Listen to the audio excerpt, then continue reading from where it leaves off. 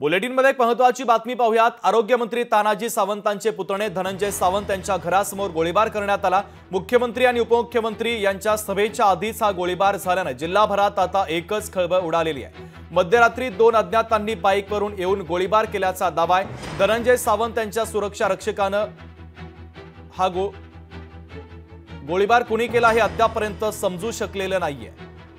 तर महत्त्वाची बातमी आपण पाहतोय, बाईकवरून येऊन गोळीबार केल्याचा दावा धनंजय सावंत यांच्या सुरक्षा रक्षकाने केला। तर गोळीबारामध्ये हा गोळीबार नेमका कुणी केला हे अद्यापर्यंत समजू शकलं नाही। मुख्यमंत्री एकनाथ शिंदे, उपमुख्यमंत्री देवेंद्र फडणवीस उद्या परंडा येथे येणार आहेत। त्याआधीच गोळीबाराची घटना घडल्याने आता खळबळ उडालेली आहे।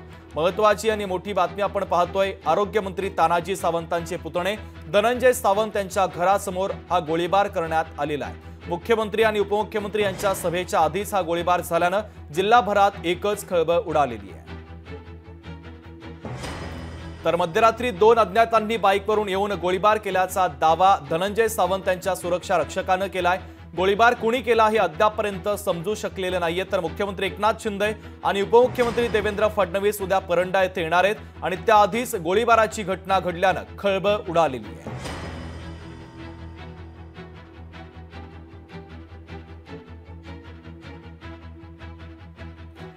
ओंकार कुलकर्णी आपले प्रतिनिधी आपल्याशी जोडले जातात। या घटनेच्या संदर्भातले अधिकचे अपडेट आपल्याला ते देत आहेत। ओंकार, नक्कीच जर पाहिलं तर आरोग्यमंत्री तानाजी सावंत यांचे पुतणे जे आहेत त्यांच्या सोनारी येथील घरासमोरील हा प्रकार आहे।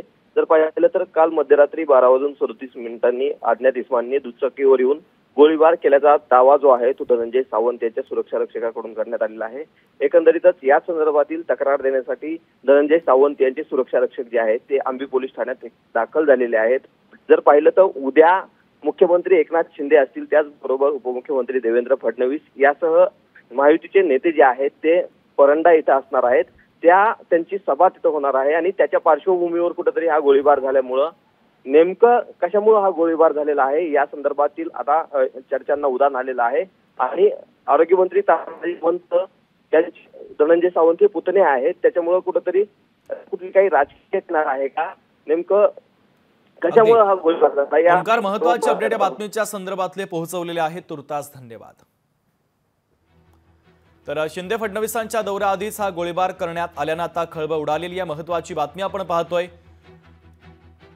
मध्यरात्री 2 अज्ञातांनी बाईकवरून येऊन गोळीबार केल्याचा दावा धनंजय सावंत यांच्या सुरक्षा रक्षकाने केला। लोकशाही मराठी ऐका, पहा, जागरूक रहा।